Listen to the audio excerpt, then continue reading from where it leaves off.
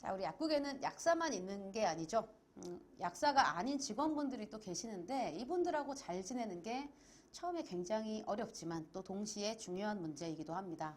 어쩌면 국장님보다도 직원분들하고 잘 지내는 게 더 어려운 이유가 국장은 아예 그냥 윗사람이잖아요. 근데 직원분은 아랫사람이라고 하긴 또 못하고 그렇다고 윗사람은 아니고 그래서 좀 어려운 것 같고요. 그래서 오늘은 직원과 잘 지내는 법에 관해서 제가 좀 말씀을 드리겠습니다. 처음에 약국에 딱 입사했을 때 후배들이 가장 많이 하는 말이 직원들한테 일을 배우는 게 좀 되게 불편했어요 라고 하거든요.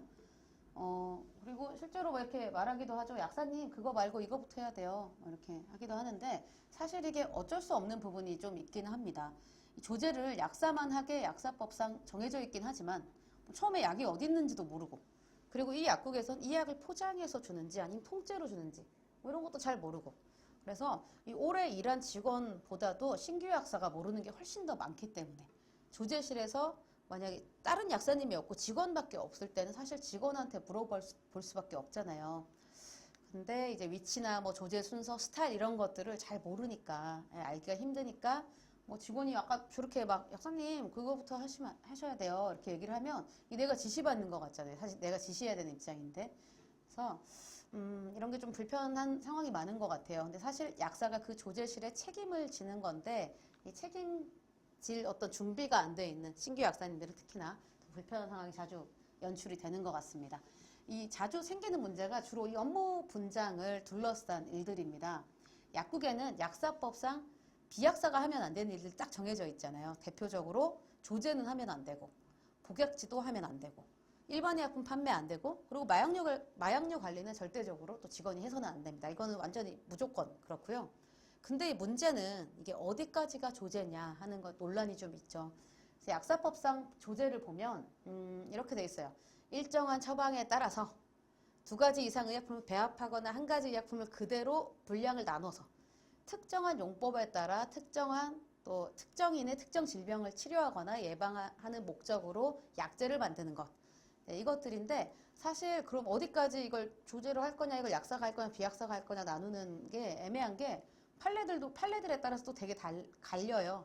오늘 이제 그 얘기까지 막 다 해서 이건 약사가 해야 돼 안 해야 돼 이렇게 얘기하면 너무 또 주제에서 벗어나기도 하고 길어질 것 같아서 네 그래서 다시 돌아가서 비약사가 하면 안 되는 것이 딱 약사법상 정해져 있다 이렇게 말씀드렸는데 그렇다고 약사법이 업무 분장을 정해주진 않잖아요. 그래서 약국 일이 대부분은 약사, 비약사 누가 하든 상관없는 함께 해야 되는 일들이 상당수입니다. 이를테면 반알을 내는 거, 그리고 약을 막 까는 거 이런 거를 비약사만 해야 된다 이런 것도 약사법에 없잖아요. 그렇다 보니까 누구는 이거 내가 해야 되나 약사인데 조제 보조가 해야지 라고 할 수도 있고 어떤 사람은 뭐 같이 할 수도 있는 거지 뭐 이렇게 해서 충돌이 생기는 경우도 종종 봤습니다. 또 반대로 최근에 어디 올라왔던 글인데 쓰레기 봉투를 버리러 가는 거 이것도 논란이 있었어요. 이거 약사가 해야 되냐 직원이 해야 되냐 아니면 아무나 해도 되냐 이런 주로 업무를 둘러싸고 업무 분장 그리고 그 업무를 하는 거 안 하는 것도 맞는데 이 지시하는 거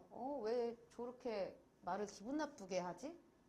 그리고 내가 약사인데 왜 나한테 이래라 저래라 하지? 이런 권위의 문제로 갈등이 많이 생기는 것 같습니다. 이런 갈등을 좀 예방하고 슬기롭게 해결하기 위해서는 일단 제가 생각해 보니까 대전제가 되는 게 두 가지 있더라고요. 먼저 첫 번째 대전제, 이거는 누구도 부정할 수 없는 거예요. 우리가 꼭 기억해야 될 약사법 21조 3항 3호인데요. 약사는 보건위생과 관련된 사고가 없도록 종업원을 철저히 감독할 것 이렇게 돼 있습니다. 예, 우리는 직원들의 관리자이자 책임자입니다. 이 직원들은 맡은 바 약국 업무를 그냥 보조하는 일을 하는 거죠. 그래서 업무 지시를 하는 게 맞습니다. 그리고 그걸 따르지 않는 직원에게는 권위를 행사하는 게 맞습니다. 특히 이 권한을 이 약국장이 대표 약사가 조제실 약사 그리고 투약 약사에게 공개적으로 공시를 해주면 더 좋아요. 그래서 뭐 이를테면 조제실에 디테일한 실무나 결정 권한은 우리 최 약사님한테 있습니다. 최 약사님 지시 잘 따라주시면 될 것 같아요. 이렇게 공시를 해주시면 좋고요. 혹시 그래도 직원이 지시를 잘 안 따른다.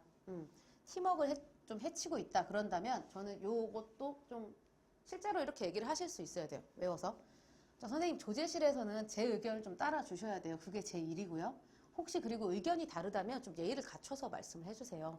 이렇게 상냥하게 하지만 단호하게 말씀을 하셔야 돼요. 그래서 다시 말씀드리지만 이게 대전제이기 때문에 국장님이신 분들 또는 국장님이 앞으로 됐을 때 근무 약사님의 권한을 공개적으로 얘기를 해주셔야 됩니다. 이 약사님 지시를 따라주세요. 네, 근데 그래도 안 된다? 그러면은 그 근무 약사님 입장에서는 요 말씀을 하실 수 있어야 돼요. 자, 근데 이거를 또 오해하면 안 되는 게 이게 상하관계다 이렇게 생각하시는 분들이 있는데 글쎄요. 저는 직원분들이 약사의 조제나 투약 행정 이런 것들을 좀 보조해주는 동료다 이렇게 인식을 하고 있어요. 다만 이 약사법에 따라서 관리 감독하는 거죠. 용어가 좀 다릅니다. 관리 감독하는 업무가 약사가 맡고 있는 거죠. 그래서 저는 두 번째 대전제로 우리는 더 좋은 거예요. 이거는 더 넓은 개념인데 우리는 동료고 우리는 팀이다 이렇게 인식을 하시는 게 좋아요. 왜냐하면 일부러 제가 이 약사나 직원 관계를 상하관계로 인식하지 않으려고 하는 이유는 그게 상대방한테 다 느껴지기 때문입니다. 그리고 결국 이 생각 때문에 갈등이 생깁니다. 왜냐하면 그 사람이 뭘 했을 때 난 상하관계인데 왜 저러지? 그 사람 입장에서도 왜 날 상하관계로 대하지? 이렇게 생각이 드는 거죠. 그렇다고 또 완전히 업무가 같냐? 또 그거는 아니죠. 약사법상 정해져 있는 업무가 있고 관리 감독을 해야 되는 권한이 있다 이 말씀입니다. 그래서 한 팀이고 동료예요. 그래야 조제실이 잘 돌아가고 투약이 잘 돌아가요.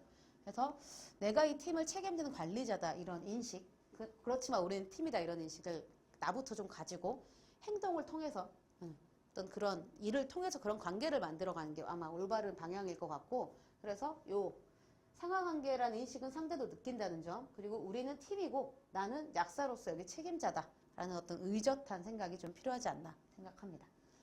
네, 이제부터 직원분과 잘 지내는 구체적인 원칙 4가지 말씀드릴게요. 첫 번째, 약사법을 잘 지키자. 네, 이거는 뭐 팁들이 제가 개인적인 좀 생각일 수도 있지만 약사법은 뭐 반론의 여지는 없을 것 같습니다. 직원이 약사법 선을 넘을 때가 있죠. 갑자기 막 조제를 하거나 뭐 이런 경우가 꽤 있는데요.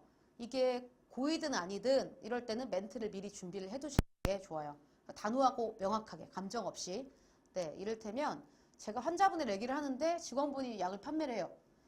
막 환자가 막 기다리기 싫다는 표정으로 소화제 주세요. 그러니까 직원분이 여기 소화제요 하고 드렸어요.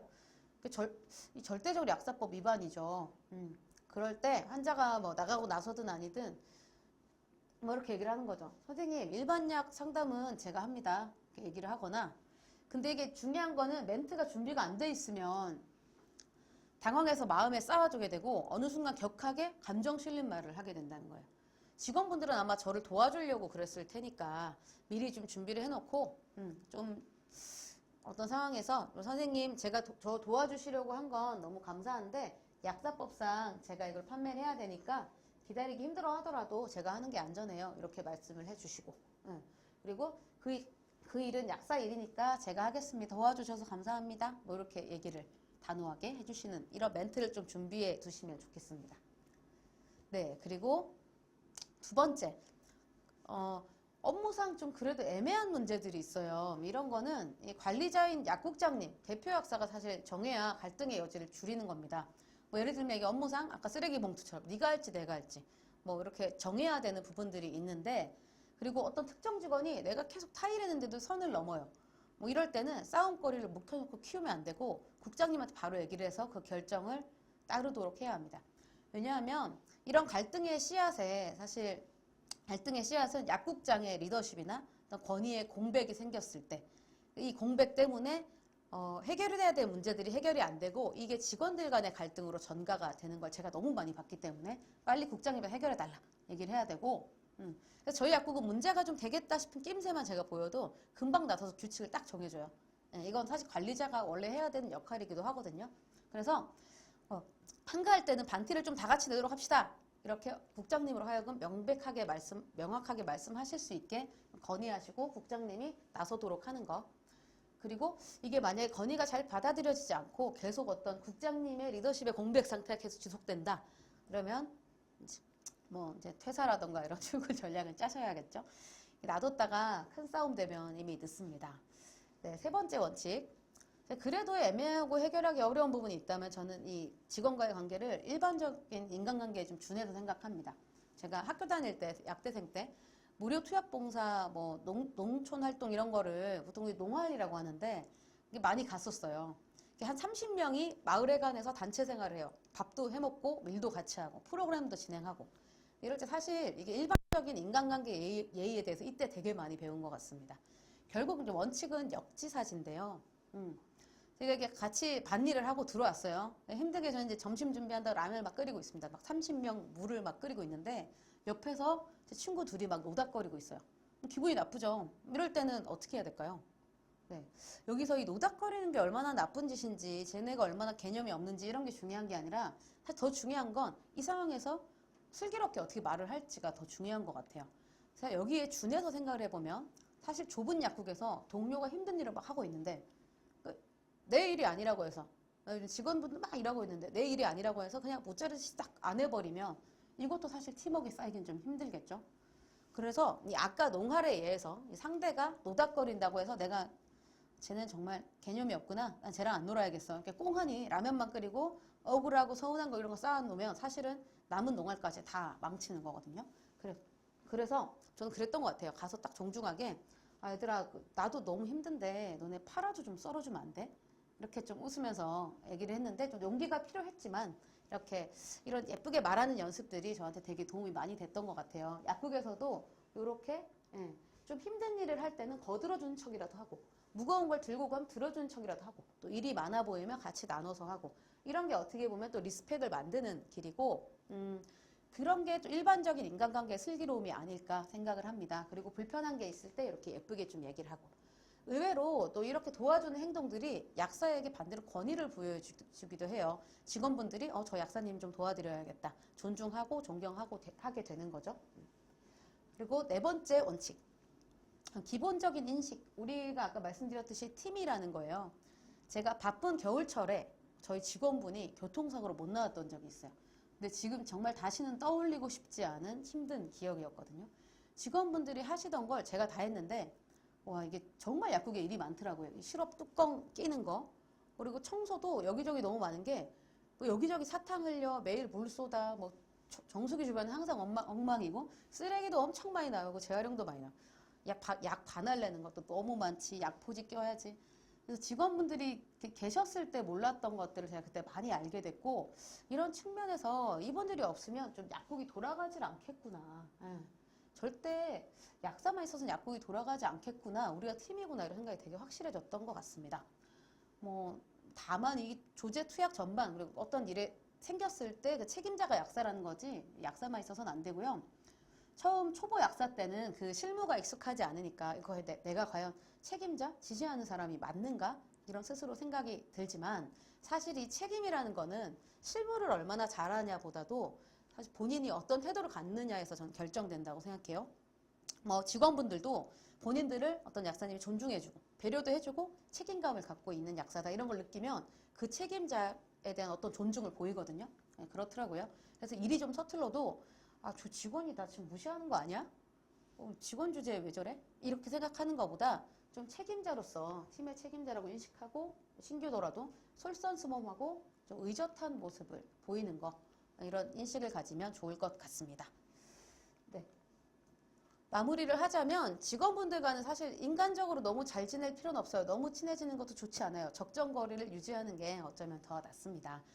어차피 친해질 사람은 또 거리를 더도 친해지고 그런 사람들은 또 전 퇴사를 해도 남더라고요. 저도 예전에 다니던 약국 직원 언니들하고 아직도 막 캠핑 가고 놀러 가고 그러는데 직원분들하고 일할 때 앞에 말씀드린 네 가지 원칙에 맞게 일하는 게 굉장히 중요했던 것 같고 반대로 또 어떤 관계를 또 남기려고 너무 잘 보이려고 애쓰실 필요도 없었다 이런 생각이 듭니다. 이 약사의 권위는요. 일을 얼마나 잘하느냐에서 조금 나오지만 저는 그 책임감 있는 태도에서 나온다. 사람들이 이걸 다 보고 있다. 이 말씀으로 오늘 강의를 좀 마치겠습니다. 감사합니다.